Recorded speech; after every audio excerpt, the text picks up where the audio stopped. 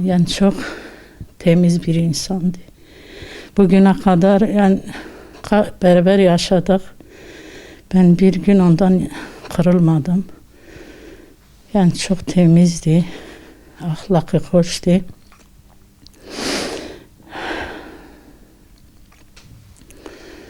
Yani ahlakı tam Kur'an ahlakıydı. Yani bir gün ne çocukları incitti ya ne beni. Yani çocuklarla arkadaş gibiydi. Kızlarla. Çocukları onun baba değildi, böyle arkadaş gibi onlarla yaşıyordu. Ben de hep söylüyorum çocuklarıma. Diyem işte siz de onun yolunda yürüyün. Siz de onun gibi yaşayın, onun gibi ölün. Allah ondan razı olsun. Çok güzel bir hayatımız vardı. Çok mutluyduk.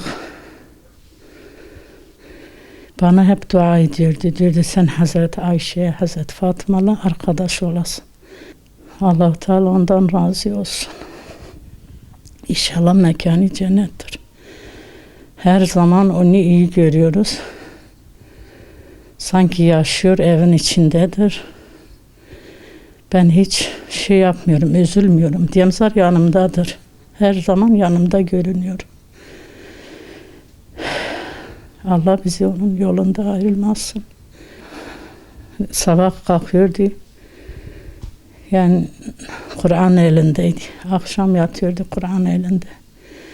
Beni çağırıyordu. Diyordu bak hanım işini bırak gel beni dinle, Kur'an'ı dinle.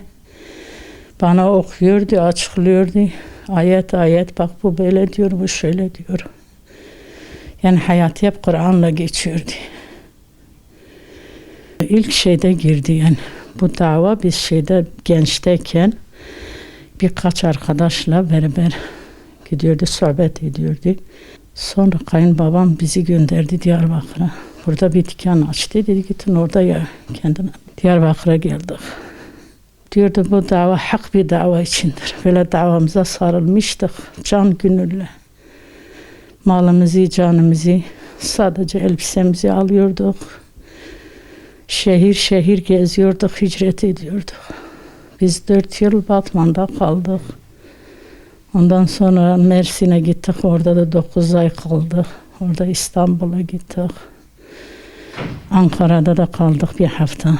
İstanbul'a gittik. Diyorduk hep Allah içindir. Yani hiç bir gün sıkılmadık. Demedik bu nedir başımıza geliyor. Dedik hamd şükür onundur. İslam ve Kur'an yoludur. Allah bizi haktan ayırmasın. Arkadaşlarım diyordu benim canımdırlar. Diyordu bak biz burada olmasa da arkadaşlar size sahip çıkıyorlar. Diyordu ben arkadaşlarım kardeşlerimdir diyordu. Yani her gün anlatıyordu arkadaşlarını, seviyordu onları. Yani kendini onlara, yani kendinden bir şey istemiyordu, onlara istiyordu. Alçak gönüllüydü. Yani hep böyle. Diyordu benim bir şeyim olmasın, arkadaşlarım olsun. O kadar ki iyi bir insandı. Yani örnek bir insandı ya. Bak evin içinde biz hiçbir gün ondan incitmedik, bizi kırmadı. Geldi eve gitti, işte dedi şey olmuş, çatışma olmuş o Beykoz olayında. Ondan sonra da biz onu görmedik. Biz oradayken işte polisler geldi, baskın etti, bizi götürdü. Çocuklarımız ile küçük bebeğim vardı. 8 gün bizi gözaltına aldılar. Biz orada kaldık. Diyor söyleyin diyor, beyiniz nerededir? Yani ondan sonra İstanbul'dan sonra biz onu görmedik. 1 yılı geçti, yakalandı orada işte haber geldi dedi yakalanmış. Getirdi burada bu gözaltında 50 gün polis okulunda gözaltında kaldı. Ondan sonra Bingöl'e götürdü. Gene Diyarbakır'a getirdi. Yani hayatı hep böyle sürgünle geçti. Yani gene şikayet etmiyordu, şükür hamd ediyordu. Hak dava için şükür hamd. Bir gün demiyordu bunu. Yani hep bize teselli veriyordu. Yani zaten babamı ön plana çıkaran şey onun güzel ahlakıydı. Ne bir yaptığı şeydi ne de başka hiçbir şey değil. Sadece ahlakının güzel olması bize en büyük etkileyen şeydi. Hani evi hayatında da olsun, dışarıda da olsun, gerek arkadaşlarının içinde, gerekse öğrencilerin içinde bize de bazen bir öğrenci gibi, bazen bir arkadaş gibi, bazen de evlatları gibi davranırdı. Yani ilim meclislerinde sürekli bulunmamızı bize emrederdi. Ahlakımızın güzel olmasını emrederdi. Peygamber ahlakıyla ahlaklanmamızı emrederdi. En önemli unsuru ilimdi. Yani buna çok önem verirdi. Kesinlikle taviz vermezdi. Ne olursa olsun ilim öğrenmesi gerektiğini bize aşılardı. Babam cezaevine girdiği zaman zaten ben 2 yaşındaydım. 2000'li yıllarda cezaevine girdi. Ben 2 yaşındaydım, yani çocukluğumda hiç baba ilgisi ya da baba terbiyesi göremedim. Ondan çok mahrum kaldım zaten. Cezaevine gidip geldiğimizde az da olsa vaktimizin kısa olmasına rağmen bize nasihatler ederdi sürekli. Yani haftada bir görüşe gitmemize rağmen bir aylık terbiyemizi alırdık ondan. Yani bize ne aşıladıysa, bize ne öğrettiyse, bu evin içinde ne yaşadıysa onu şu anda varmış gibi yaşamaya çalışıyoruz zaten.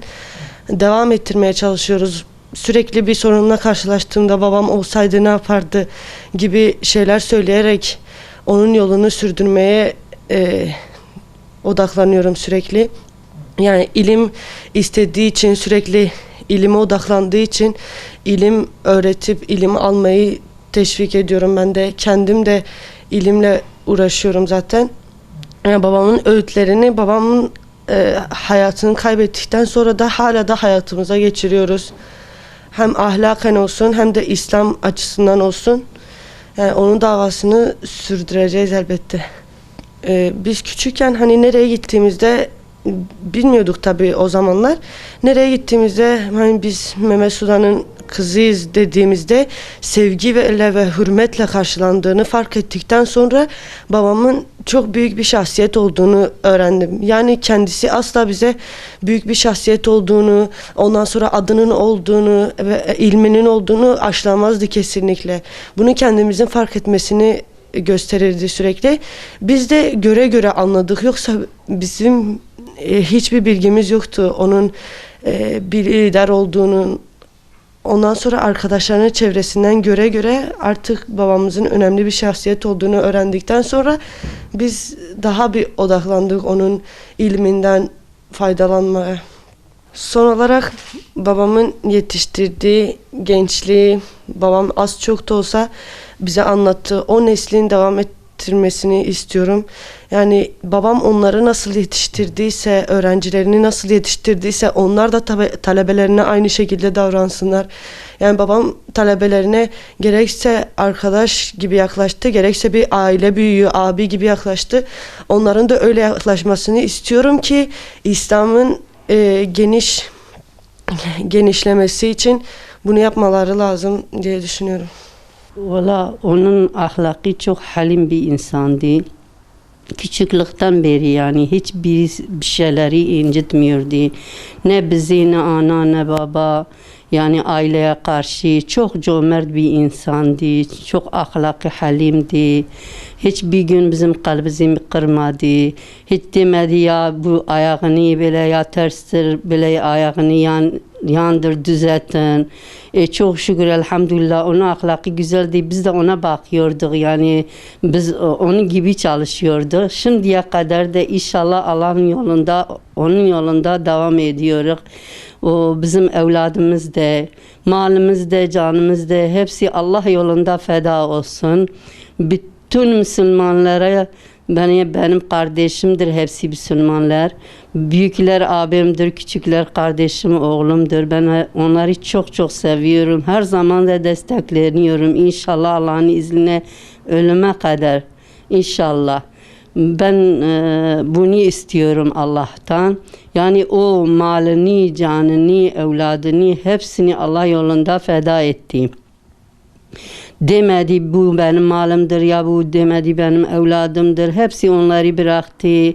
Kaç yıl hicret etti. Gitti biz onun gözünü görmüyordu. Ağlıyordu gece gündüz biz diyordu. Keşke bizim kardeşimiz bizim yanımızda olsaydı. Bir onu göreydi.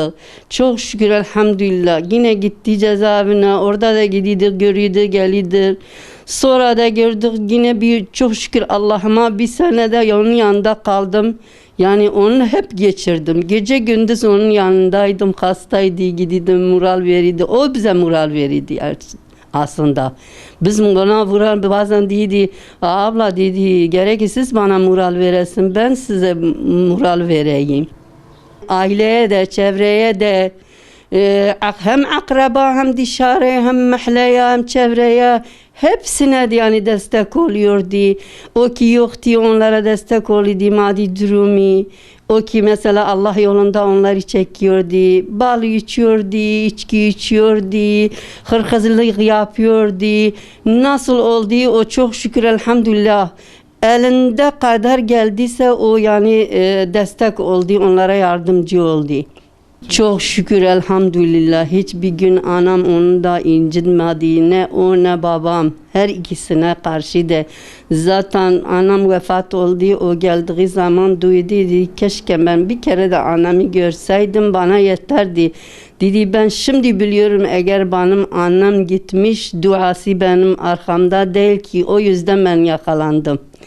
Zaten her zaman anam ona dua ediyor. Anam bize hepimize destek oluyordu. Dedi hiçbir şey bana yapmayın. Yeter ki siz okuyun. Bu yani Allah sayesinde hepsi ananın sayesinde. Anam çok bize destek oluyor hepimize.